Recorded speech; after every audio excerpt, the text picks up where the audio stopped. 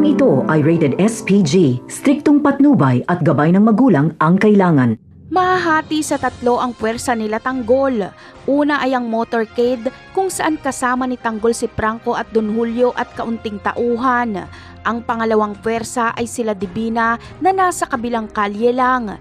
Nakaalalay lang sila sa motorcade nila Tanggol. Ang layunin nila ay protektahan si Tanggol. Ang pinakamalakas na puwersa nila Tanggol ay ang grupo ni Ramon.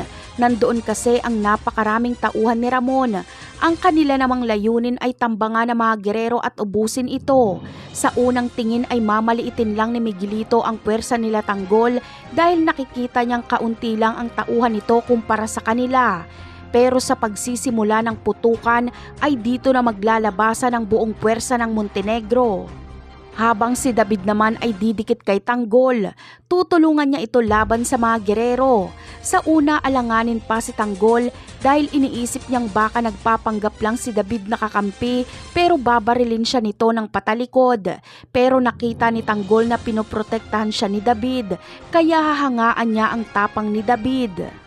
Samantala, si Miguelito ang tatargetin ni David at Tanggol. Hindi nila ito hahayaang makatakas. Pareho kasing may atraso si Miguelito kay David at Tanggol kaya pagtutulungan nila ito. Mapapansin ni Miguelito na tila ubos na ang kanilang mga tauhan kaya tatakas na lang siya. Pero hahabulin siya ni David kaya posibleng si David ang makadali kay Miguelito. Napakarami pa nating dapat abangan sa mga susunod na episode. Paalam!